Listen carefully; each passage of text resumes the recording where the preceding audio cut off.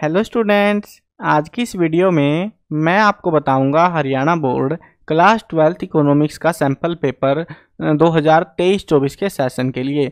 शुरू करते हैं वीडियो को। मैं हूं अजय और आप देख रहे हैं CCL क्लास। लेकिन वीडियो शुरू करने से पहले बता दूं, अगर आपको क्लास 12th के किसी भी सब्जेक्ट के सैम्पल क्वेश्चन पेपर के सॉल्यूशन की वीडियो देखनी है, एनालिसिस की या इंपॉर्टेंट क्वेश्चंस की वीडियो देखनी है फाइनल एग्जाम के लिए, डिस्क्रिप्शन में प्लेलिस्ट के लिंक मिल जाएंगे, वहां से कर सकते हो। और अगर आपको जो है ओल्ड क्वेश्चन पेपर या सैम्पल पेपर जो है विद आंसर की डाउनलोड करना है तो आपको वेबसाइट बता देता हूँ। गूगल पर जाकर सर्च कर लेना cclchapter.com। इस वेबसाइट पर आपको सारे पेपर वगैरह सब चीज़ों की PDF मिल जाएंगी। स्पेशली ये वेबसाइट हरियाणा बोर्ड वाले स्टूडेंट्स के लिए है, तो विजिट जरूर कर लेना। अब शुरू करते हैं पेपर को। देखो, आपका जो इकोनॉमिक का पेपर है अब की बार 3 घंटे का रहने वाला है और 80 मार्क्स का जो है पेपर रहेगा। इसके अंदर आपको 2 सेक्शन मिलेंगे, सेक्शन ए और सेक्शन बी, जिसके अंदर सेक्शन ए होगा माइक्रो इकोनॉमिक का, सेक्शन बी होगा मैक्रो इकोनॉमिक का। इस पेपर में 20 MCQs मिलेंगे। अब ये देखो, ये कहने की बात है, ऐसा नहीं है कि सारे के सारे MCQs आपको एक ही जगह मिलेंगे। ये जो है इनके हिसाब से multiple choice question type question consist of 1 mark each. 1 number के जो क्वेश्चन है ये सबको MCQ बोल रहे हैं। एक्चुअल में सारे के सारे ऐसे हो या ना हो सकता है आपको फिल इन द ब्लैंक दे दे, हो सकता है ऐसे जो है ना ट्रू फॉल्स या कुछ भी ऐसी चीज़ें देंगे। उन सब को ये MCQ में ही कंसिडर कर रहे हैं, यानी कि टोटल हमको 20 क्वेश्चन मिलेंगे 1-1 नंबर के। अब हम जानते हैं कि कैसे कितने MCQ आएंगे, क्या चीज़ आएंगी, वो हम वीडियो में जानेंगे। अभी देखो, सेक्शन ए है हमारे पास में, पहले इसका सॉल्यूशन करते हैं।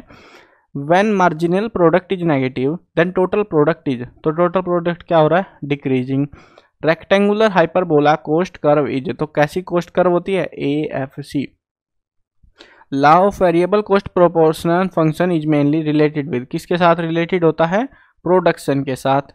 इन perfect competition market firm demand curve is, कैसी होती है, parallel to OX axis. Which one is study in micro economics, कौन सी स्टडी है, theory of demand. AR curve, देखो हमने जो 5 क्वेश्चन है ये MCQ वाले हैं। उसके बाद हमको कुछ क्वेश्चन दिए गए हैं fill in the blank. 3 question हमको फिल इन द ब्लैंक दिए जा रहे हैं, जो कि है 1 मार्क्स वाले ही। इनके हिसाब से तो MCQ ही है कहने को ये, लेकिन MCQ नहीं है क्योंकि इनमें ऑप्शन मिल रहे हैं। लेकिन अच्छी बात यह है ऑप्शन दिए जाएंगे आपको फिल इन द ब्लैंक में, इनमें से ही भरना है, आपको ढूंढना नहीं है कि क्या भरना है। AR curve is also known as, AR curve को हम किस नाम से जानते हैं, डिमांड कर्व के नाम से। Pepsi and Coke are fill in the blank good, कैसी गुड्स है, कॉम्प्लीमेंट्री या सब्सटीट्यूट, तो कैसी है, सब्सटीट्यूट गुड्स है। PPC are fill in the blank, convex है या कनकेव है, तो कैसी है PPC, वो है यहाँ पे कनकेव। उसके बाद में आपको जो है नेक्स्ट जो क्वेश्चंस मिलेंगे 8वें के बाद में, वो होंगे आपके असर्शन और रीजन बेस्ड क्वेश्चन। 2 क्वेश्चन आपको दिए जाएंगे असर्शन रीजन बेस्ड के लॉजिक पर। अब ये जो है ना इस वाले सेक्शन से, ठीक है, आगे जो दूसरा सेक्शन आएगा उसमें अलग से मिलेंगे।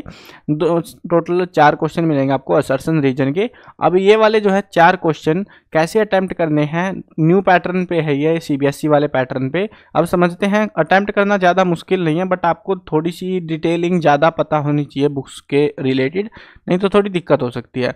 आपको 4 ऑप्शन दिए जाएंगे, इनमें से चूज करना रहेगा। पहले तो 2 स्टेटमेंट दी जाएंगी, स्टेटमेंट A और फिर दिया जाएगा रीजन R। आपको दोनों स्टेटमेंट पढ़नी है और देखना है कि क्या दोनों सही हैं या कोई स्टेटमेंट गलत दी गई है हमको। अगर कोई गलत है तो आपको या तो R गलत मिलेगी या A गलत मिलेगी, तो आपको फालतू मेहनत नहीं करनी। लेकिन अगर दोनों ही सही हो, A भी सही हो और R भी सही हो, तो आपको 2 चीज़ें डिसाइड करनी है कि करेक्ट एक्सप्लेनेशन है या करेक्ट एक्सप्लेनेशन नहीं है। तो इन दोनों में से कैसे डिसाइड होगा, वो हमें डिसाइड करना है असर्शन और रीजन को मैच करके, कि असर्शन के लिए जो रीजन है, जो पॉइंट दिया जाएगा हमको, उसके लिए जो रीजन है क्या वो वैलिड रीजन है या फिर ऐसे ही चूना लगाया जा रहा है हमको। तो वो चीज़ें देखनी है हमको, ठीक है। हम क्वेश्चन करेंगे तब आपको थोड़ा अच्छे से समझ में आएगा। देखते हैं 9वां क्वेश्चन देखते हैं। Average cost is U shape, average जो कोस्ट है उसकी शेप क्या होती है, U शेप। क्या ये सही है, बिल्कुल, ये वाली बात जो है स्टेटमेंट जो है सही है। उसके बाद रीजन दिया है law of variable proportion is applicable in short run, क्या ये सही है, ये भी सही है हमारी। अब दोनों स्टेटमेंट सही है हमारे इस सिनेरियो में। और अब हमें देखना है आपस का रिलेशन। आपस का रिलेशन देखने के लिए हमें क्या पढ़ना है कि ये बोल रहे हैं एवरेज कॉस्ट जो है यू शेप की है। अगर हम पूछे कि वो यू शेप की ही क्यों है, तो वो बताएंगे कि law of variable proportion is applicable in short run. इस वजह से जो है वो यू शेप की यहाँ पे बन रही है। क्या ये रीजन हमारा वैलिड बन रहा है यहाँ पे? बिल्कुल ये वैलिड है हमारा रीजन। और इस वजह से जो है हमारा यहाँ पे करेक्ट एक्सप्लेनेशन होगी, यानी कि हमको ऊपर जाकर ऑप्शन ए चूज करना होगा। Is the correct explanation of assertion A. ठीक है, नेक्स्ट क्वेश्चन देखते हैं, 10वां question. Given goods are exceptive to law of demand. क्या ये स्टेटमेंट सही है? हाँ, ये स्टेटमेंट सही है।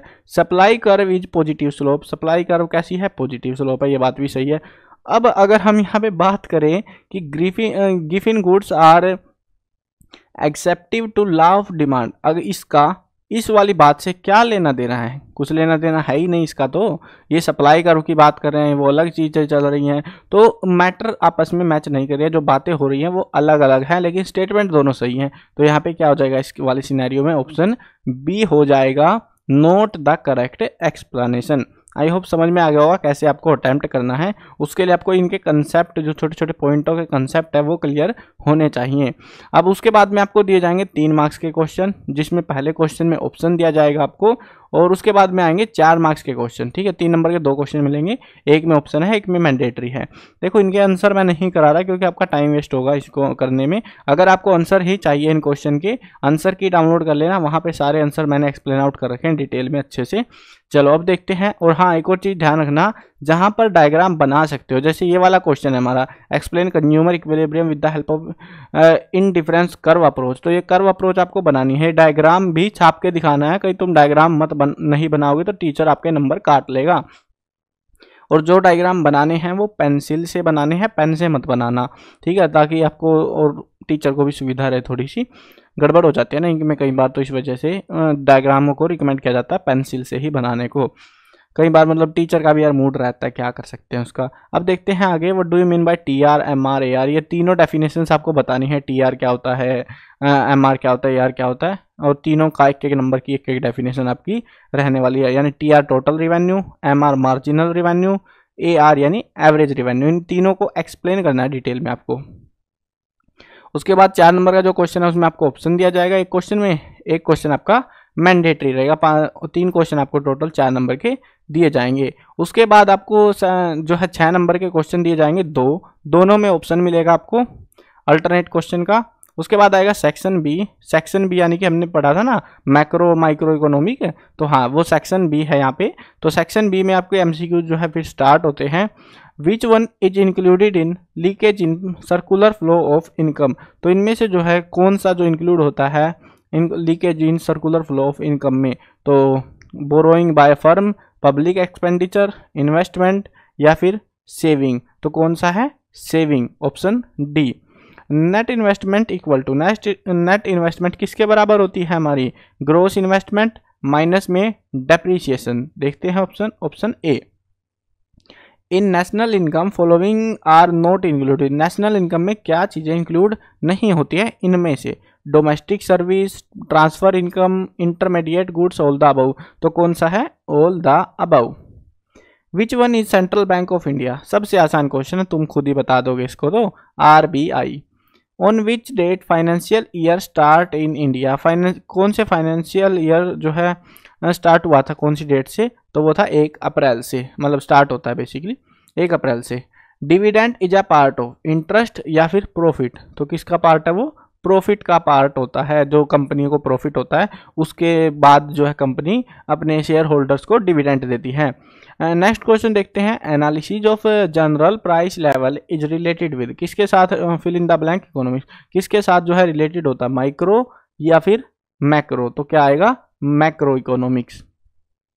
Primary deficit is equal to fill in the blank minus interest paid.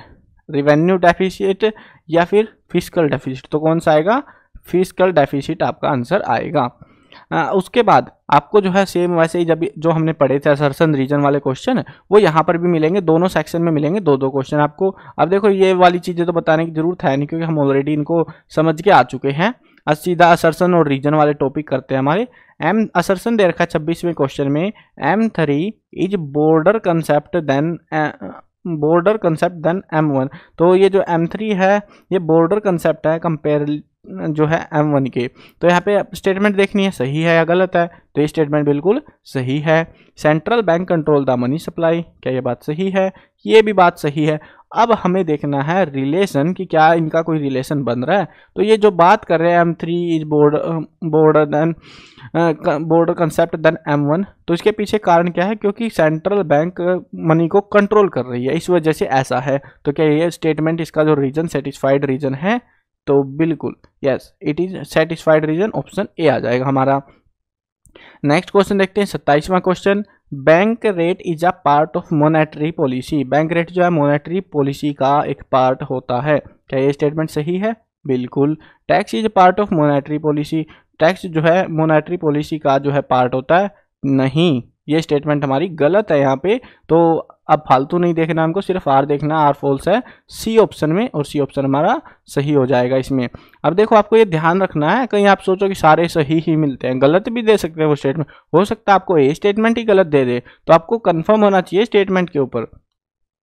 Next question देखते हैं, उसके बाद में जो 3 नंबर के क्वेश्चन आएंगे, पहले क्वेश्चन में ऑप्शन मिलेगा, जैसे आपका जो है ना ऊपर हमने छोटा मतलब एक इकोनॉमी का एक पार्ट करा, सेम वैसे ही प्रोपोर्शन है, 50-50 कर रखा है पूरे पेपर को। अब यहाँ पे एक क्वेश्चन ऑप्शन में होगा, एक मैंडेटरी होगा, यहाँ पे डिफरेंस बताना मैक्रो माइक्रो के बीच में। उसके बाद 4 नंबर के 3 क्वेश्चन होंगे, एक क्वेश्चन में आपको यहाँ पर भी ऑप्शन मिलेगा। 6 नंबर के आपको जो है यहाँ पे टोटल कितने हैं ये, हाँ 2 क्वेश्चन आपको मिलेंगे 6 नंबर के, शायद हाँ 2 ही क्वेश्चन है, और ये दोनों क्वेश्चन में ऑप्शन देखने को मिलेगा आपको, ठीक है। तो इस तरीके से आप यहाँ से कर सकते हो ये वाले क्वेश्चंस, और इनके जो है ना आंसर की आप डाउनलोड कर लेना बड़े क्वेश्चंस की, छोटे क्वेश्चन मैंने समझा दिए हैं। और जो न्यू पैटर्न पे जो क्वेश्चन आ रहे हैं वो आ रहे हैं आपकी बात टोटल 4 मार्क्स के, मतलब एक नंबर के 4 क्वेश्चन, जो कि असर्शन रीजन बेस्ड क्वेश्चन है, जो कि आपको नए देखने को मिलेंगे पेपर में, पहली बार, किसी ओल्ड पेपर में कहीं नहीं मिलेंगे, क्योंकि ये पहले दूसरे बोर्ड्स में आते थे। और बाकी जो क्वेश्चन है वो स्टैंडर्डली जैसे पहले आते थे वैसे ही आएंगे। अगर आपको इकोनॉमिक्स की अच्छी प्रैक्टिस करनी है, फाइनल एग्जाम में अच्छा स्कोर करना है, तो मैं एक चीज़ रिकमेंड करूंगा आपको ये करना है, जितने भी ओल्ड क्वेश्चन पेपर आपके पास हैं वो सारे पेपर्स का सोल्यूशन करके देख लेना। आपका मेजोरिटी ऑफ द जो पेपर है वो उसी में से आता है, मेजोरिटी का मतलब 70-80% के आसपास पेपर आता है। तो आप अगर उन टॉपिक्स को अच्छे से करके जाओगे तो आपको जो है बिल्कुल अच्छी हेल्प मिलेगी। लेकिन हाँ टेंशन मत लेना, इकोनॉमिक्स के इंपॉर्टेंट क्वेश्चन MCQ वगैरह जो भी चीज़ें हैं मैं आपको प्रोवाइड करा दूंगा एग्जाम से पहले तक में, और उनसे जो है आपको काफ़ी हेल्प मिलेगी एग्जाम की तैयारी करने में। अब मैं बताता हूँ कि आपको जो है आंसर की वगैरह अगर डाउनलोड करनी है, पेपर डाउनलोड करने कहाँ से करने हैं। आपको अपने ब्राउजर खोलना है, गूगल पे जाना है, सर्च करना है CCL चैप्टर।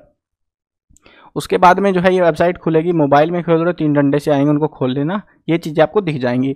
उसके बाद में आपको अगर ओल्ड क्वेश्चन पेपर चाहिए तो इस वाले सेक्शन में चले जाना, यहाँ पे 2016 से लेके 23 तक के सारे क्वेश्चन पेपर आपको मिल जाएंगे हरियाणा बोर्ड के, बाकी बोर्ड्स के भी मिलेंगे, हरियाणा बोर्ड के स्पेसिफाइड मिल जाएंगे आपको, ठीक है।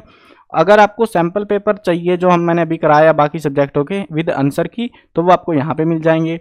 अगर आपको इंपॉर्टेंट क्वेश्चंस की तैयारी करनी है फाइनल एग्जाम के लिए, तो वो यहाँ पर हरियाणा बोर्ड के यहाँ पे सिर्फ, तो हरियाणा बोर्ड के लिए अगर आपको तैयारी करनी है इंपॉर्टेंट क्वेश्चंस की चाहिए चैप्टर वाइज वगैरह, तो वो यहाँ पर आपको मिल जाएंगे। और अगर हम कोई पेड मटेरियल, कोई बुक वगैरह कोई लॉन्च करते हैं, उसके बारे में अपडेट भी दे दिया जाएगा, बाकी आपको इस सेक्शन में मिल जाएगी। अगर आपको कोई बुक वगैरह जो इंपॉर्टेंट क्वेश्चन सॉल्यूशंस वगैरह कुछ परचेज करने हैं, तो ये वाला सेक्शन पेड है, बाकी सब के सब फ्री ऑफ कॉस्ट है। अब अगर कोई रिजल्ट वगैरह आता है वो सारे अपडेट हम यहीं पे देते हैं इसी वेबसाइट के ऊपर। अब देखो मॉडल पेपर दिखा देता हूँ कैसे डाउनलोड करने हैं। मॉडल पेपर खोलना है, अपना बोर्ड चूज करना है हरियाणा बोर्ड, उसके बाद क्लास चूज करनी है, क्लास है 12th सैंपल पेपर 2024, ठीक है। 23 वाले पुराने हैं, 24 वाले नए हैं, 24 वालों पे जाना है। उसके बाद में आपको यहाँ पे सारे पेपर मिल जाएंगे, जो सा करना है डाउनलोड वो कर सकते हो। इकोनॉमिक का पेपर और आंसर की, ठीक है, दोनों चीज़ें सिर्फ इस सब्जेक्ट की नहीं है, बाकी देख लो accountancy, business, eco, history, geo political, जो भी सब्जेक्ट आपके पास है सब सब्जेक्टों के हमने आंसर की यहाँ पे अपलोड कर रखी है। आई होप समझ में आ गया होगा, सारे डाउट आपके क्लियर हो गए होंगे, और वेबसाइट पे विजिट करके आप पेपर वगैरह जो भी डाउनलोड करना है वो यहाँ पे कर सकते हो। मिलते हैं नई वीडियो में, बाय बाय।